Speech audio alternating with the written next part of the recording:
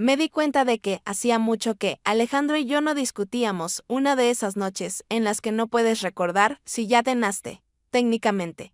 Seguíamos juntos. La rutina seguía su curso, se compraban cosas, alguien fregaba el suelo, alguien pagaba en la caja. Pero algo se había desvanecido hace tiempo de esa fórmula.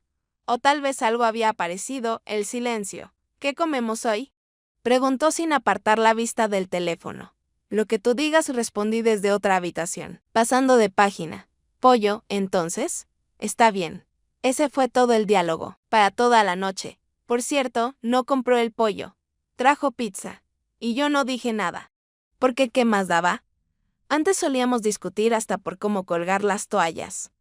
Antes él solía decir que yo era terca como una pared y podíamos pasarnos 3 días sin hablarnos hasta que alguien cediera. Pero ahora, ni discusiones ni rupturas. Solo una meseta lisa y tranquila, sin abismos. Pero también sin montañas, he empezado a evitar los espejos. No porque no me guste cómo me veo, no. Es solo que, a veces, siento que me he vuelto transparente. Y que ese reflejo ya no soy yo. Es alguien que repite hábitos sin sentido alguno. Mis colegas en la oficina preguntan por Alejandro. Yo contesto, todo estable, y ellos sienten envidia. Piensan que la estabilidad es la meta. Pero yo ya sé desde hace tiempo, a veces, la estabilidad es una condena. En casa nos hemos vuelto corteses. Eso es lo más extraño. Nos damos las gracias por la sal. Por cerrar la ventana. Escuchamos cuando el otro dice algo, pero no nos oímos. Y me sorprendo deseando, no una pelea. Solo algo vivo, aunque sea rabia, aunque sean lágrimas, porque el silencio no es paz, es un vacío. No duele, pero tampoco deja crecer nada. Una noche me levanté a beber agua. Al volver, lo miré en la oscuridad, dormía. Tranquilo, parejo, y pensé, si mañana no despertamos juntos. Diré simplemente está bien, tal vez allí apareció la primera grieta. No en el matrimonio. En mí. Y no hacía ruido. No brillaba. Solo estaba. Como la primera nevada sobre el asfalto, que nadie nota hasta que empieza a resbalar. La semana siguiente, Alejandro y yo fuimos a la velada escolar de mi hijo Nico. El salón de actos estaba lleno de ruido. Los niños corrían con disfraces de cartón, los padres formaban grupos y hablaban sobre el clima, reparaciones del hogar y zapatillas nuevas. Yo estaba sentada en la segunda fila, con la chaqueta en las rodillas. A mi lado se sentó Santiago, el padre de Alejandro, mi suegro. Siempre había tenido ese aspecto de alguien que va un poco retrasado en el tiempo, incluso cuando llega puntual. Hace frío aquí como en un garaje, dijo, sacando un caramelo del bolsillo. Menos mal que, al menos no hay corrientes, le respondí. Ajá, porque después de los 50. Las corrientes son el mayor enemigo, nos reímos. Luego me preguntó si había ganado algo en la rifa escolar.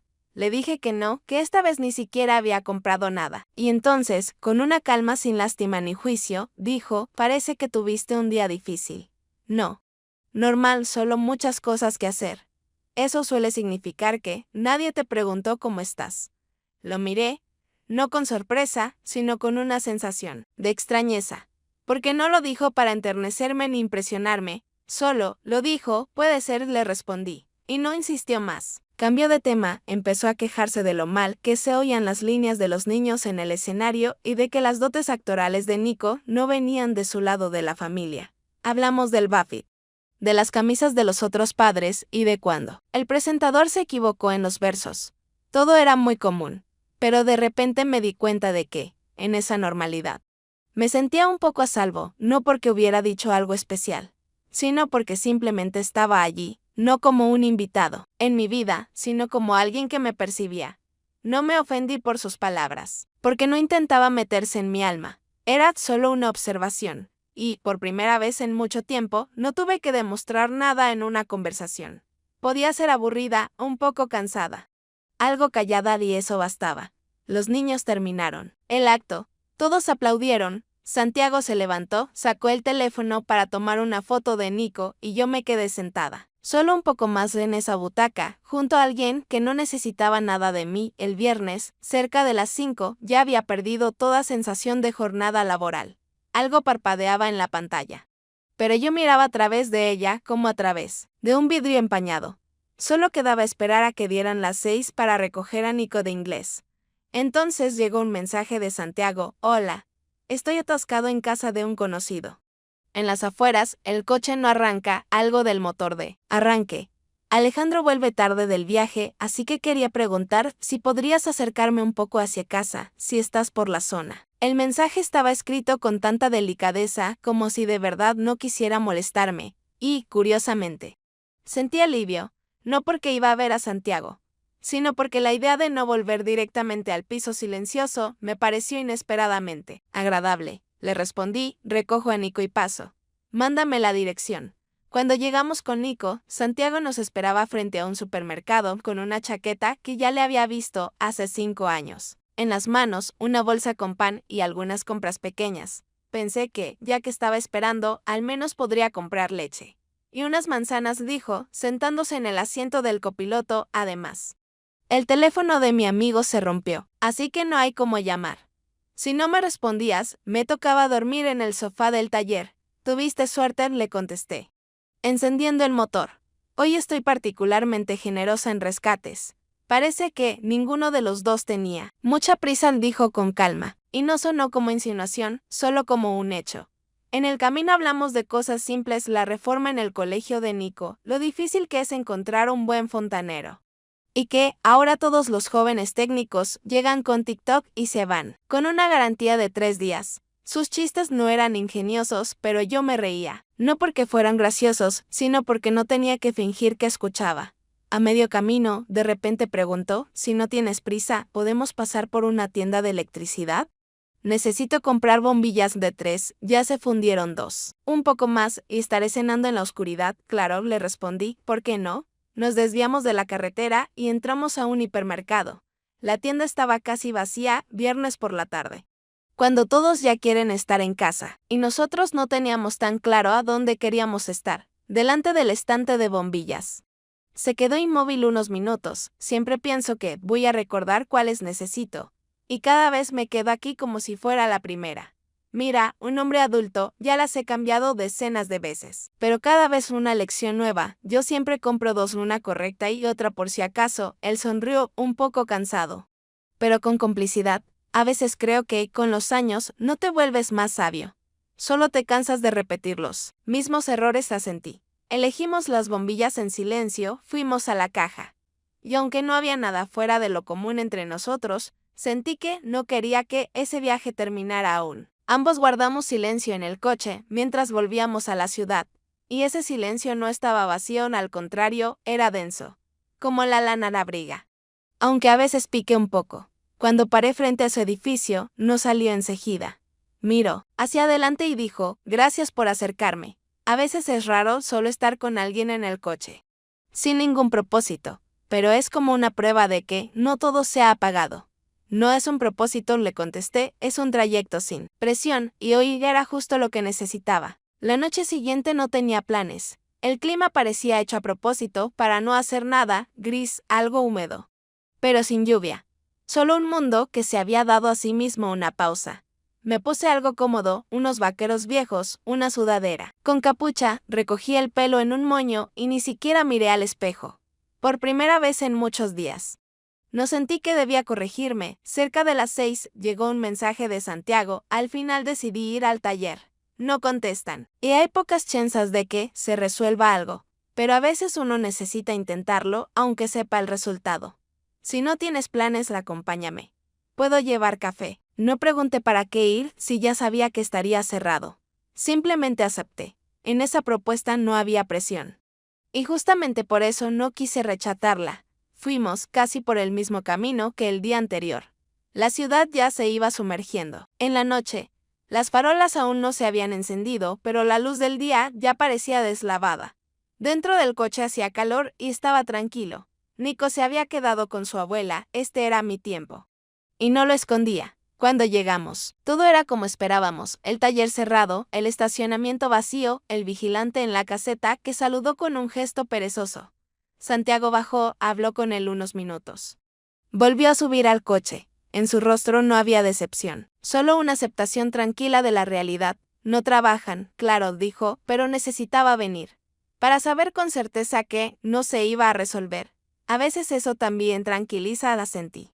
con las manos aún en el volante, aunque estábamos estacionados. A veces uno siente que, si no lo comprueba por sí mismo, no puede soltarlo, aunque la respuesta sea obvia. Exacto, sonrió, a veces la respuesta nada ha cambiado, también es una respuesta, después de esas palabras. Guardamos silencio, quizás 5 minutos, tal vez más, pero no fue incómodo. Era un silencio, que no podía ser llenado. Miraba por el parabrisas por donde pasaban lentamente algunos coches. Sus luces parpadeaban, desaparecían, volvían. La ciudad respiraba su propia vida, y nosotros estábamos ahí, en ese espacio inmóvil, como entre una pausa y un regreso. Santiago no se movía. Solo estaba sentado, con la cabeza apoyada en el respaldo, mirando al frente, no a mí, ni a sí mismo. A un vacío que, curiosamente, no se sentía triste, solo tranquilo. Perdona si hice que perdieras la noche, dijo al fin. No quería arrastrarte a algo sin sentido. No fue sin sentido, respondí despacio, hacía tiempo que no estaba junto a alguien con quien no tenía que explicarme, esas palabras no fueron una revelación. Solo salieron de mí como algo que llevaba mucho tiempo en la superficie. No sé cuál es la manera correcta, dijo, pero creo que a veces el silencio también es una forma de estar. Si no duele, en casa. El silencio hace tiempo que no es una forma. Es costumbre, dije en voz baja, y las costumbres no oyen. Nos quedamos unos minutos más así. Solo respirábamos, cada uno lo suyo. Pero sin necesidad de defenderse, de probar nada, de mantener formas. No quería salir de ese coche. Y no porque fuera una huida de casa, sino porque allí, en ese interior, me sentía como hacía mucho, no me sentía de nadie, pero viva. Solo arrancamos cuando las luces empezaron a encenderse afuera. No fue una noche que cambiara algo, ni un encuentro que comenzara algo nuevo. Pero supe con certeza, esas noches son necesarias no para el recuerdo, sino para recordarse a una misma que todavía queda espacio dentro para ser. Paramos frente a mi edificio. Ya era de noche. La calle casi desierta, solo un hombre paseaba a su perro al otro lado de la acera, y el viento suave hacía crujir las hojas secas bajo los pies. Apagué el motor, pero no me apresuré a salir. Me quedé un momento más en el coche, capturando el último instante de esa calma casi vacía, que no quería perder demasiado pronto. Santiago no decía nada de más. Solo estaba allí, recostado contra la puerta, mirando hacia la oscuridad. No me miraba, no se miraba a sí mismo, solo hacia adelante, como alguien que no planea nada, pero que lo entiende todo al mismo tiempo. Empecé a desabrocharme el cinturón. Él giró la cabeza, sonrió suavemente, sin mirarme directamente a los ojos, pero esta vez no fue evasión. Fue delicadeza. Una forma de no cruzar los límites que alguien más aún no estaba lista para abrir. Que tengas una buena noche, dijo simplemente, sin insistencia, con ese tono que no presiona. No ata y no exige respuesta, le respondí casi de manera automática, pero no con frialdad. Igualmente y tomé la manija de la puerta. Entonces hizo algo que no esperaba. No fue un gesto, ni una acción completa, sino solo un contacto. Cuando ya estaba por salir, me tocó ligeramente el hombro, ni fuerte, ni para detenerme, ni para llamar mi atención. Solo un roce. Tan suave que podría haberse confundido con un accidente, si no fuera porque en ese toque había justo el mínimo de calor que se puede transmitir solo con la piel. No dejó la mano allí, no buscó mi mirada, no esperó nada. Permitió que ese gesto fuera lo que era, breve, sincero y tal vez un poco triste. No salí del coche de inmediato. Lo hice con ese segundo de peso que aparece cuando el cuerpo aún no ha decidido si dejar ir el momento que ya se volvió pasado. Él se quedó dentro, sin encender los faros, sin arrancar el motor. Solo estaba allí. Caminé sin mirar atrás. Y aunque la puerta del edificio se cerró tras de mí, no sentí necesidad de volver la vista. Pero en cuanto entré al ascensor y apreté el botón de mi piso, algo se movió dentro, no dolorosamente, no con ansiedad, pero sí con claridad. No era enamoramiento, ni tristeza, ni anticipación. Era algo simple, el calor leve que queda tras un contacto humano que no pide nada, pero deja una huella. La noche siguiente trabajaba con el portátil en la cocina intentando terminar un informe, aunque en realidad llevaba más de media hora haciendo clic sin sentido, abriendo las mismas pestañas una y otra vez y haciendo scroll sin leer. Como si entre líneas fuera a encontrar la respuesta a una pregunta que ni siquiera sabía formular. Cerca de las 10. Alejandro apareció en la puerta con su camiseta de siempre, algo cansado, con un leve olor a champú después de ducharse. con esa suavidad cotidiana que antes me parecía acogedora y que ahora solo me dejaba neutralidad. No dijo nada, simplemente pasó junto a mí, revisó un armario, sacó una taza, la llenó con agua caliente y la colocó con cuidado sobre la mesa, junto a mi codo. El líquido se movió un poco, pero no se derramó, siempre fue cuidadoso. Sentí ese movimiento incluso antes de ver la taza y sin levantar la vista de la pantalla. Pregunté con cierta distancia. Más por no guardar silencio que por curiosidad. ¿Buscas algo?, respondió casi al instante, sin titubeos, pero su voz era baja, algo apagada, sin énfasis. No, solo quería ver si todo estaba bien. Asentí, aunque no estoy segura de que lo notara.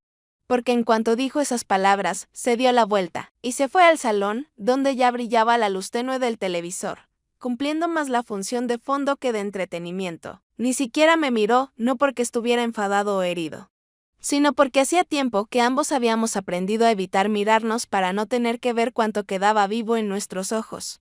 Miré la taza. Era sencilla, verde, un poco gastada, en los bordes del juego que compramos hace 7 años cuando nos mudamos al nuevo piso y todo aún parecía posible, nuevo, compartido, emocionante. Dentro había té negro, mi favorito, con una rodaja de limón, aunque hacía tiempo que no decía nada al respecto. Y comprendí que ese gesto fue casi tierno, no porque rebosara afecto, sino porque él aún recordaba lo que me gustaba. Pero al mismo tiempo sentí que, en ese gesto ya no estaba yo. No lo hizo porque quisiera compartir, sino porque así era lo habitual de algo parecido a un reflejo, una costumbre. Un acto que repite sin pensar si aún tiene sentido. Como apagar la luz al salir de una habitación, sostuve esa taza, pero no. Bebí. Observé el vapor que se elevaba lentamente y comprendí, era como una muestra de cuidado, pero sin presencia. Como la foto de un recuerdo en la que tú ya no estás, solo queda la forma, el contorno, pero el sentido se ha borrado de la imagen.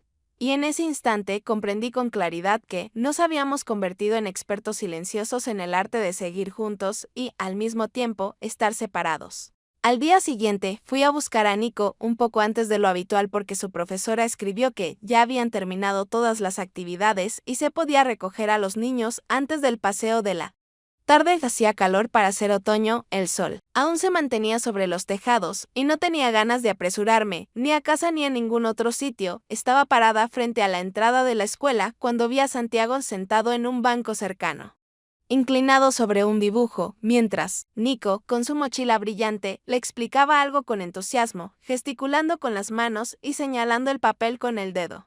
Cuando me acerqué, los dos reían. Santiago sostenía en las manos un dibujo infantil hecho con rotulador sobre una hoja delgada de cuaderno, fingiendo que leía un mapa del tesoro, aunque en realidad solo había unas figuras dispersas y el contorno muy aproximado de un barco pirata. Nico explicaba con emoción quién estaba en el dibujo, dónde estaba el tesoro y por qué uno de los piratas tenía la barba morada. Me quedé un poco apartada, sin intervenir, observando esa escena que parecía tan natural como si siempre hubieran pasado tiempo juntos después del colegio. «Mamá, mira», dijo que «soy un artista», gritó Nico, señalando a Santiago, que, con expresión seria, asintió y añadió, «Y también es un crítico muy sincero». «Eso es verdad», dije, acercándome. «Hoy por la mañana me dijo que parezco una princesa, pero vieja». Santiago se rió, no en voz alta, pero sinceramente, sosteniendo el dibujo con 2 dedos como si temiera arrugarlo. «Al menos es honesto», respondió, inclinando un poco la cabeza, y mirándome con esa sonrisa que no pide respuesta, no obliga a reír y no contiene burla alguna, solo una tranquila complicidad con el momento. Le lancé una mirada, y, de repente, vi en sus ojos algo que antes simplemente no había notado. No era algo nuevo, siempre estuvo allí, pero solo ahora lo vi. Sus ojos eran suaves, profundos, no de esos que impresionan a primera vista, sino de los que permanecen en la memoria por cómo miran, no por lo que contienen. Eran los ojos de alguien que no tiene prisa, que no juzga, que no dicta veredictos, solo mira y ve. Me sentí un poco incómoda, no porque hubiera hecho algo mal, sino porque en esa interacción breve había más presencia que en muchas de nuestras noches con Alejandro, donde las palabras siempre tapaban algo. En lugar de revelar, Nico corrió hacia el columpio, y nos quedamos unos minutos a solas. Santiago guardó el dibujo en su mochila con cuidado, como si fuera un tesoro real, y dijo sin mirarme directamente, «Él te quiere. Y tiene ojo fino».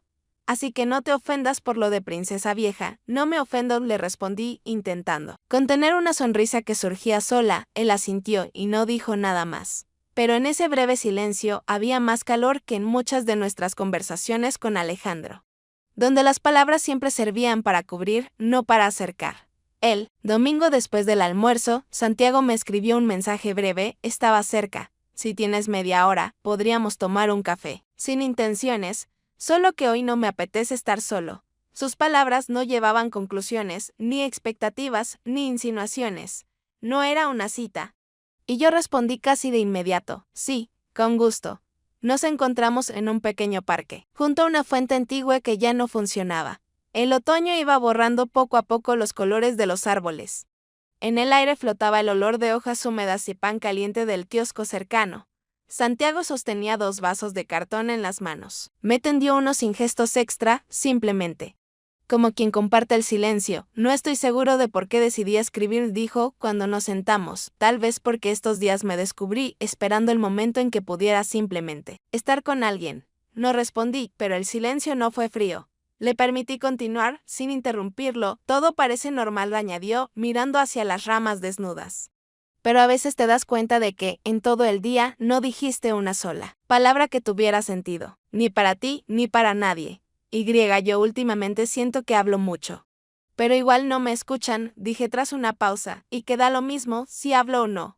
Quizás sea solo cansancio, dijo él, o quizá al final de algo que debía terminar. Hace tiempo, pero que nadie se atrevió a admitir. Eso sonó sutil, casi como una pregunta, pero sin presión.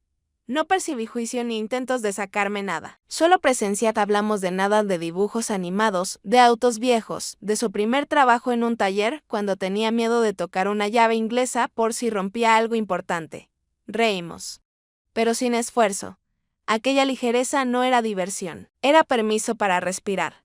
Cuando la conversación se calmó, sentí como el aire entre nosotros se volvió un poco más denso. No pesado, solo presente. Me miró, no directamente, sino como se mira a alguien que se ha estado observando por el rabillo del ojo durante mucho tiempo.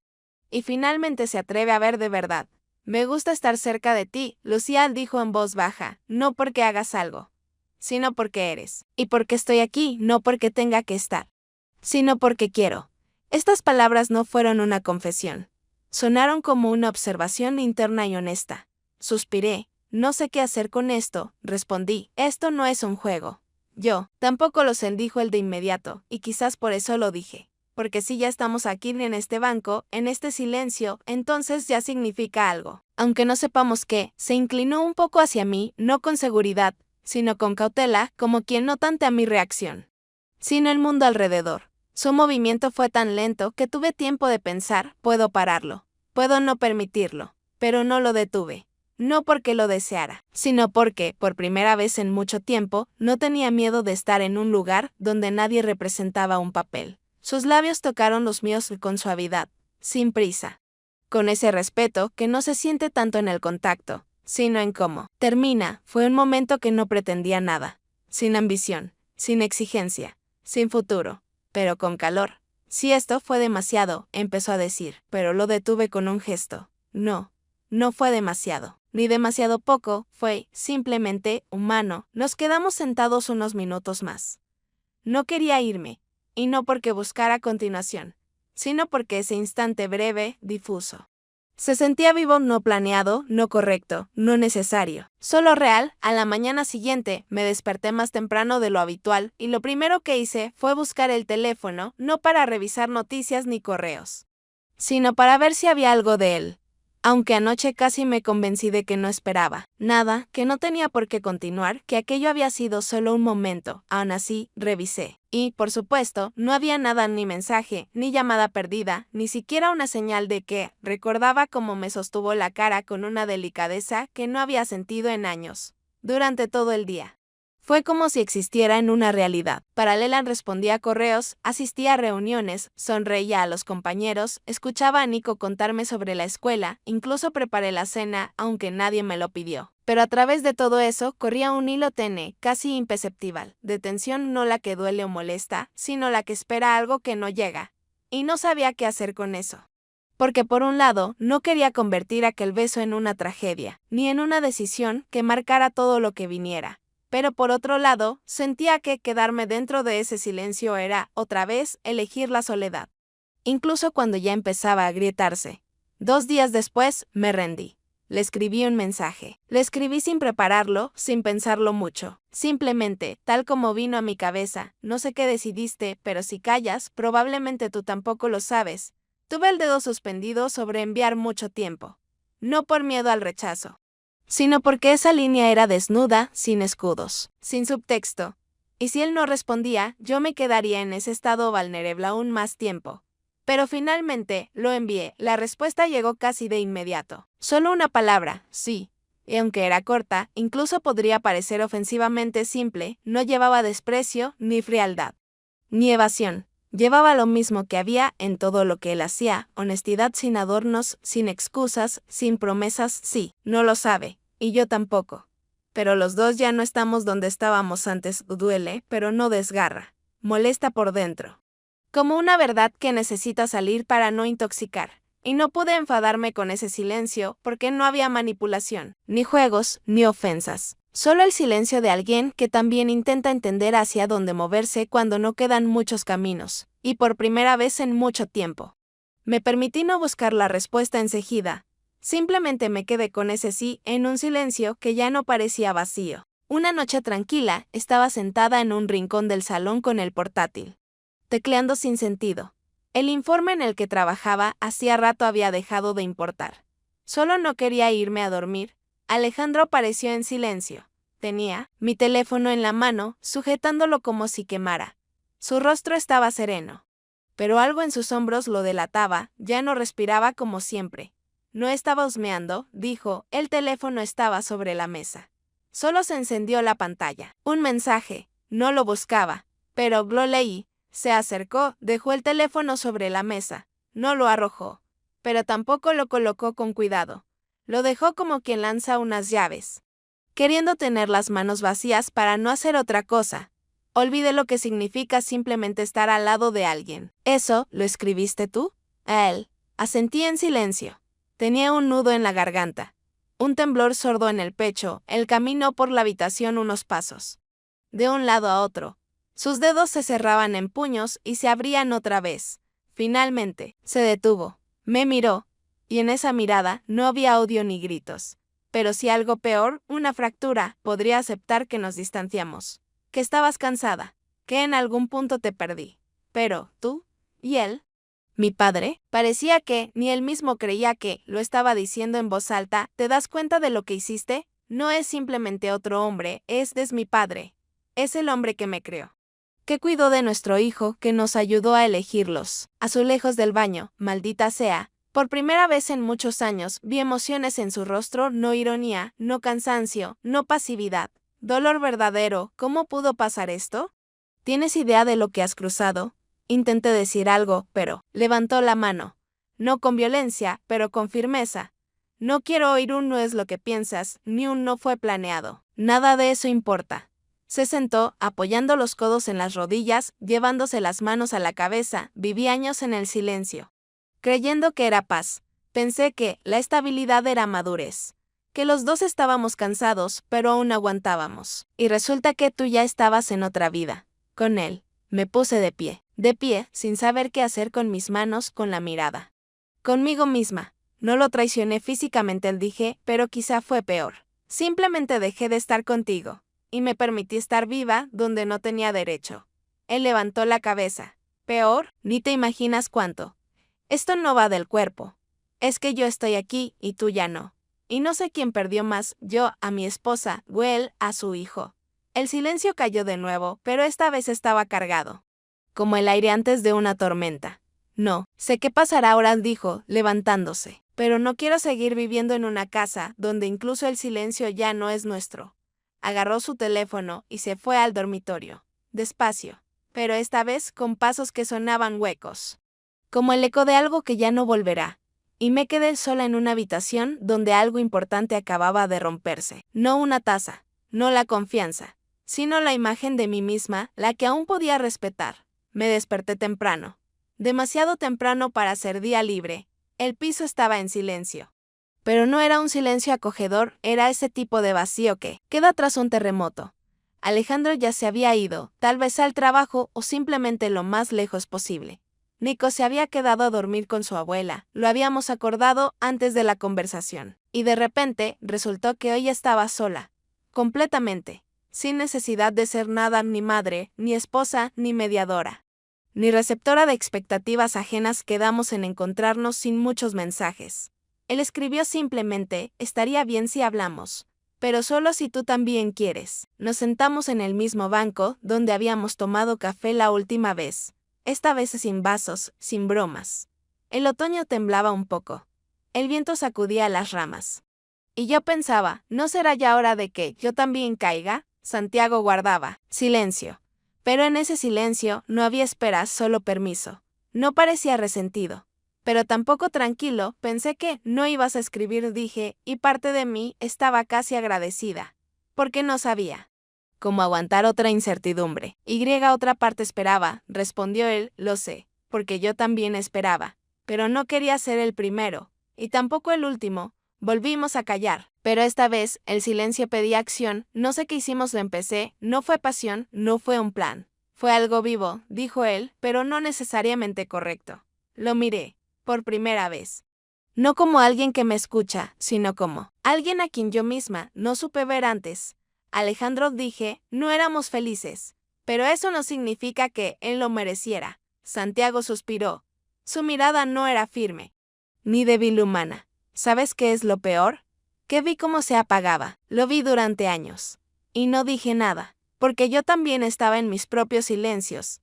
Y supuse, son adultos, ya se aclararán. Pero ahora pienso, quizás no lo hicieron. Y nosotros somos el resultado de todo lo que él nunca dijo en voz alta. Yo estuve con él, pero no a su lado, dije, y tú eras su padre. Pero tampoco estuviste cerca. Ahora estamos, el uno junto al otro. Cuando ya es tarde, sonrió triste, tierno. Sin exigir continuación, no puedo ponerme entre ustedes. Ni quiero, incluso si entre ustedes ya solo hay vacío. Porque es en ese vacío donde está lo que necesita sanarse. Sin mí lo miré. ¿Y tú? Encogió los hombros. Yo estaré, simplemente no cerca. Y no para esperar, sino para recordar que aún puedo ser honesto. Aunque eso signifique retirarme. No nos despedimos. No nos abrazamos. No. Lloramos. Solo nos levantamos.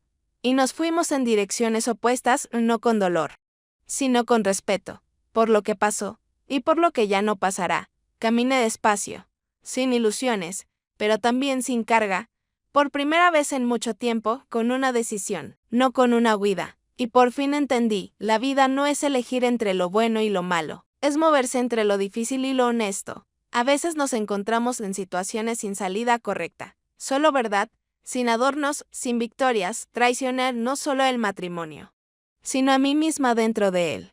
Santiago se acercó más de lo debido y se alejó a tiempo. Alejandro perdió más de lo que ambos notamos. Y en esta historia no hubo villanos. Hubo 3 personas cansadas que callaron demasiado tiempo, y después de empezaron a escuchar. Y eso ya no es una derrota. Es humano.